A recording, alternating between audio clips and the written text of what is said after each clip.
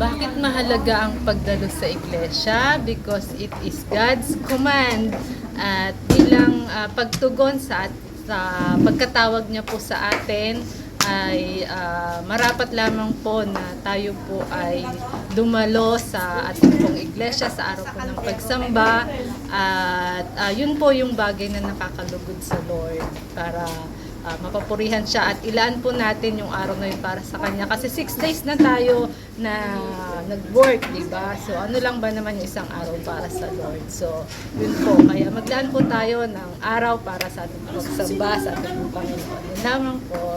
God bless. Yun po yun, mahalaga po yun kasi sa pamamagitan po na ipapakita po natin yung pagmamahal po natin sa Panginoon, pagsunod, at saka yun po pinasunod po ng Panginoon kasi binigyan po ng, ang Diyos po nagtrabaho ng 6 na araw at yung ikapito po ay para po sa Kanya.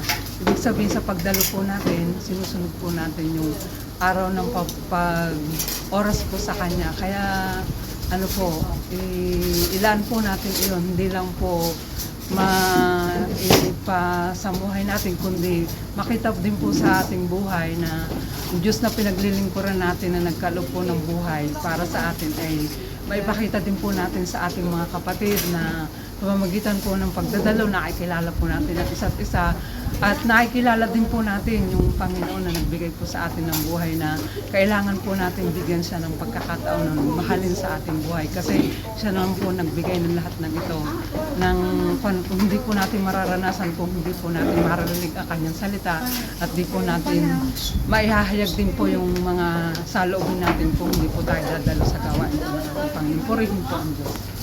Yun po yun. Sa akin po, mahalaga po yun dahil doon po natin na mas lalong makikilala ang Panginoon at mas mapalakas po yung yung pananampalataya natin sa Kanya at command po yun na tayo po ay dadalo sa bawat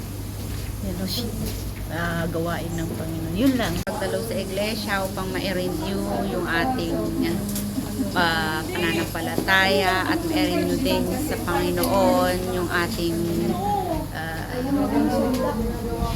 buhay para sa Kanya dahil siya yung nagbigay sa atin ng buhay, siya yung nagpahiram sa atin ng buhay, siya ang nagbigay ng lahat, kaya marapat lang na dumalo tayo sa iglesia bilang pasasalamat sa Kanya at ganoon din paghingi ng tawad sa araw-araw kasi hindi natin alam kung kailan tayo kukunin o pauuin ang ating Panginoon sa Kanyang banal na tahanan. So, yun, marapat na i-renew natin palagi yung natin sa Kanya. Yun lang po. Thank you. Pagdalo sa bahay iglesia lalo na kasi diba binigyan tayo ng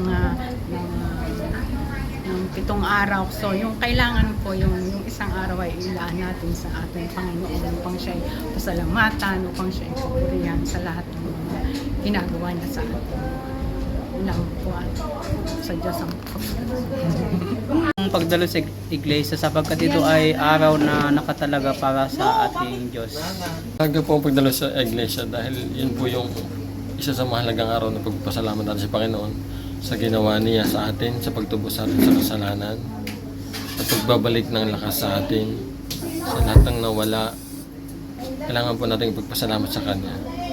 Yun po at maraming salamat. Thank you Lord. Amen. Bakit mahalaga ang pagdalo sa iglesia? Una sa lahat, kinuman din ng Lord, diba, sa Hebrews, na huwag kaligtaan ng araw ng pagtitipon. Kasi napakahalaga yun. Una sa lahat, sinabi ng Lord na mag-rest, diba? So, we are here to rest, na magipagdinig sa Panginoon. At pangalawa, makipag-fellowship sa mga kapatid. Importante yon kasi we are brethren, kaya napakahalaga na malaman natin kung anong kalagayan ng bawat isa sa atin at magpatuloy, di ba, na magbigay ng magbibigay ka ng encourage sa kanila, magbibigay din sila ng encourage, papakinggan mo sila, papakinggan ka nila. Yung mahalaga yon sa iglesia, kung bakit tayo nandito every araw ng pamamagitan.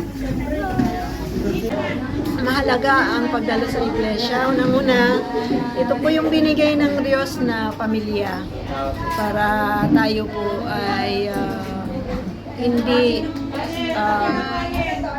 makita natin lagi. Kasi kahit alam naman natin na hindi tayo nag-iisa, para nakikita natin lagi na may mga kasama tayo na sa paglakad, no, sa ating spiritual na buhay, encouragement yon. At dito lang din po yung natin na mararanasan ang tunay na pagkalinga ng Diyos. Kasi ang bawat isa is striving to really obey God, and ang bawat isa ay gustong mag-share ng love na nanggagaling sa Panginoon.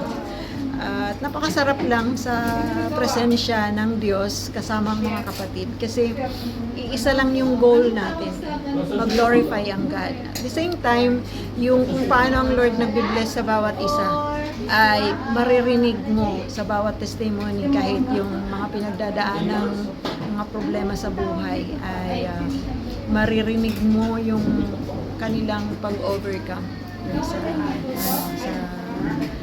sa mga nangyari sa buong isang linggo. So napakahalaga nun. Tapos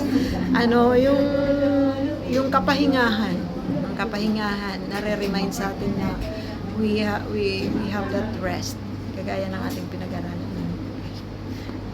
Salamat. God bless. Mahalaga sa akin ang pagdalo sa iglesia kasi mahal ng Diyos ang iglesia, mahal ni Kristo ang iglesia, at kung ano po yung mahal ni Kristo, pipiliin ko po rin na mahalin. Thank you po.